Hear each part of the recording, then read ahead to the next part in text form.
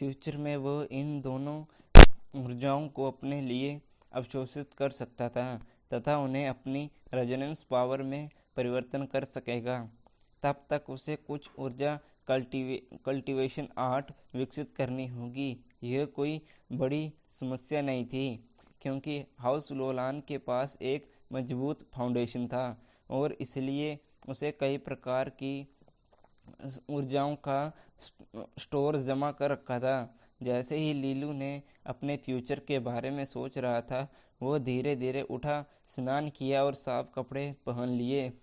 कपड़े बदलने के बाद वो एक बार फिर आईने में खुद को निहारा।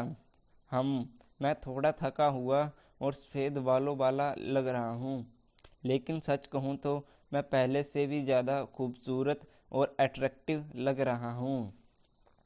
लीलू ने एक चमकदार मुस्कान के साथ बुदबुदाया।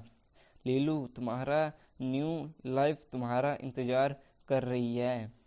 इसी बीच साउथविंड सिटी की एक ओल्ड मैनर में, हालांकि वो थोड़ी वीरान लग रही थी, आज का माहौल दुर्लभ और डेंस था। कई पहरेदारों की एक परत से घिरे हुए परिसर में गश्त कर रहे थे। मेन हॉल में भी माहौल वैसा ही गमगीन था। सांस लेना भी मुश्किल हो रहा था। विशाल हॉल में सीटों की दो विपरीत लाइन थी। उन दोनों लाइन के बीच में दो सीटें थी। एक अभी खाली थी, जबकि दूसरी पर जियान किंगे बैठी थी। उसकी शांत निगाहों में ठंडक थी। उसकी सुनहरी पुतली उदासीनता से हॉल में घूम रही थी।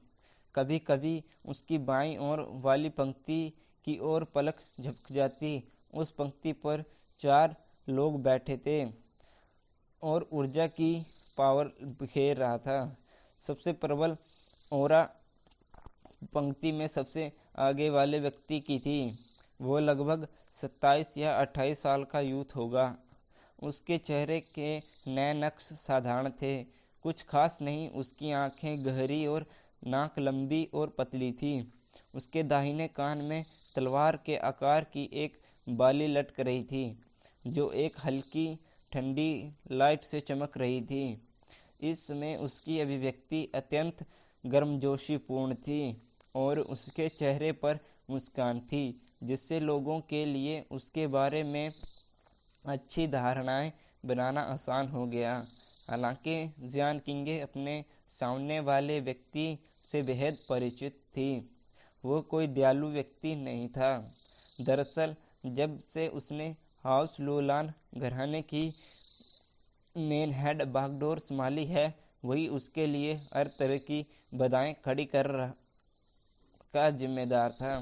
यह लीक ताइजुआन और तैन ताइलान का स्टूडेंट, जो हाउस लोलान घराने का एक टैलेंटेड व्यक्ति पेहाव था, उसके नीचे बैठे 3 लोग 9 मंडप और 3 मंडप मास्टर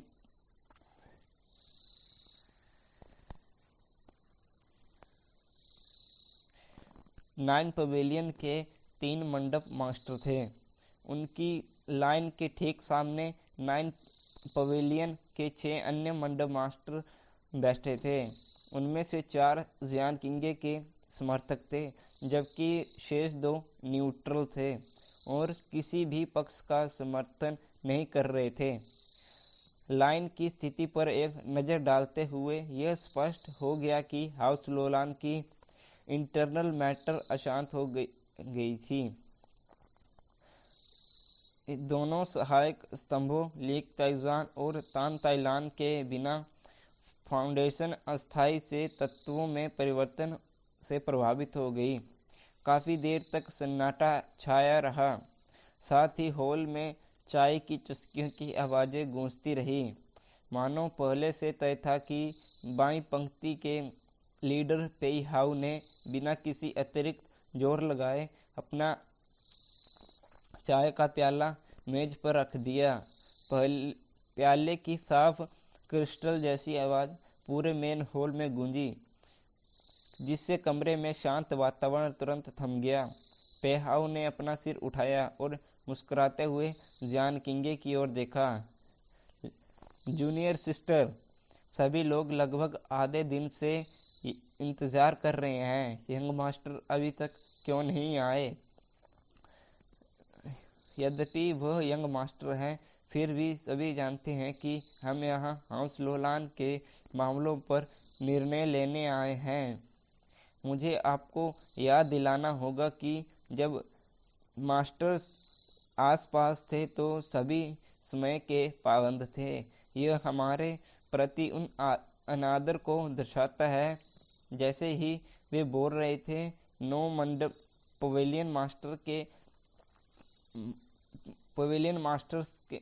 पवेलियंस के मास्टर के भाव भिन्न भिन्न थे।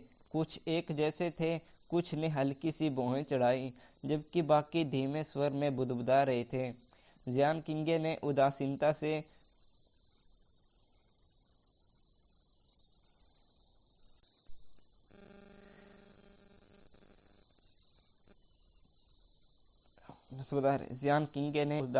से उत्तर दिया, तो फिर जब मास्टर्स आसपास थे तब मैंने तुम्हें इतना धैर्य क्यों नहीं दिखाते देखा?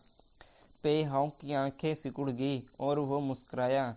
जूनियर सिस्टर्स, फ्यूचर किसी का इंतज़ार नहीं करता और हमें आगे बढ़ना है। रुककर उसने हॉल के बाकी सभी हिस्सों को देखने के बाद अपनी बात जारी रखी।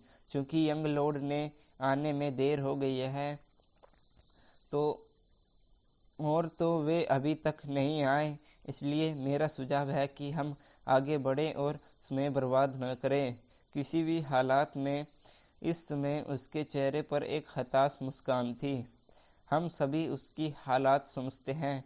दरअसल शायद यही अच्छा है कि वो आसपास नहीं है। क्यों ना उसे चैन से आराम करने दिया जाए। हॉल में तरह तरह के भाव थे। जियान किंगे के अलावा शुरू से ही किसी ने कुछ नहीं कहा।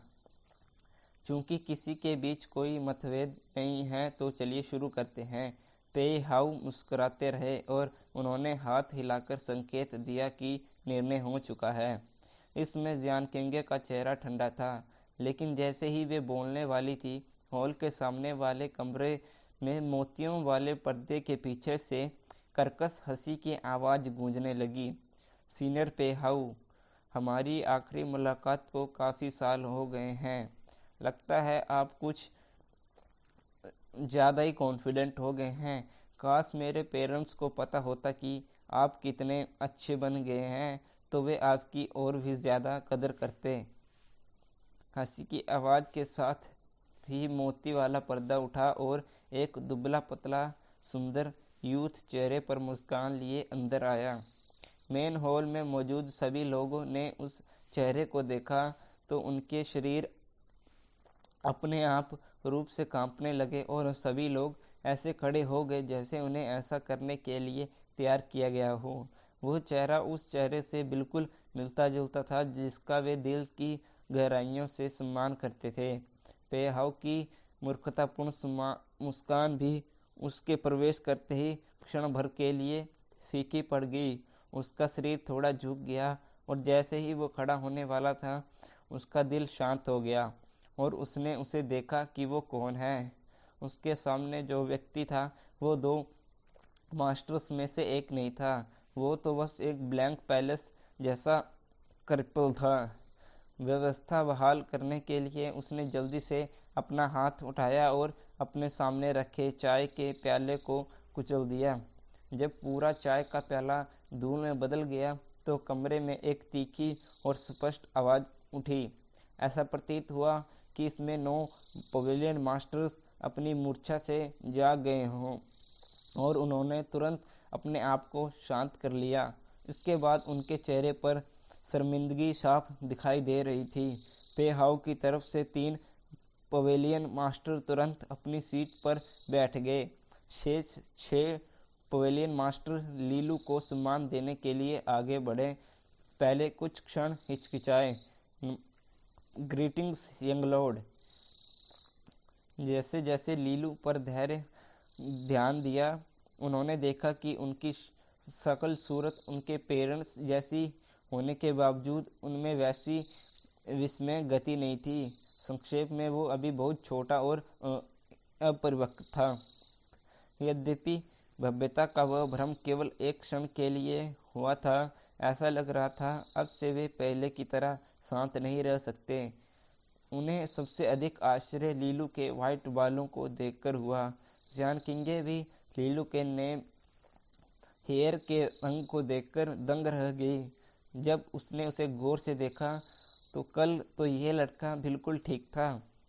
लीलू ने 6 मंडप पवेलियन मास्टर्स का अभिवादन किया और फिर अविचलित पे हाउ की ओर देखा, जो अभी भी अपनी सीट पर जमे हुए थे। हालांकि हमें मिले हुए कुछ साल हुए हैं, लेकिन ऐसा लग रहा था कि आप पूरी तरह से बदल गए हैं, सीनियर पे हाउ।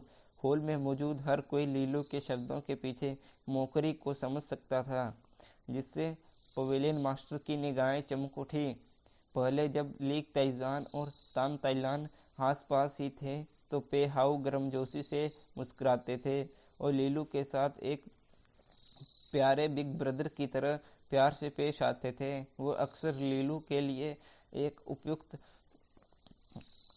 गिफ्ट ढूंढने में भी समय लगाते थे।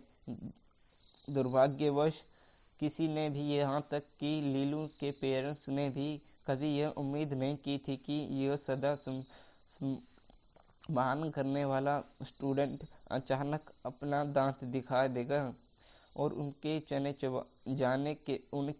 जाने के बाद वो अपना असली रूप प्रकट कर देगा। पे हाउ ने लीलू को देखते हुए अपने हमेशा मुस्कुराते चेहरे के साथ जवाब दिया, काफ़ी समय हो गया है, लगता है लिटिल लीलू काफ़ी बूढ़ा हो गया है।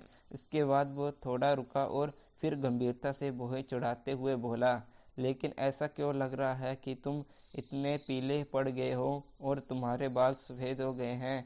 जिस गति से तुम आगे बढ़ रहे हो उससे तो ऐसा लगता है कि अब तुम्हारे पास जीने के लिए ज़्यादा समय नहीं है। तो वीडियो को करते हैं यही समाप्त।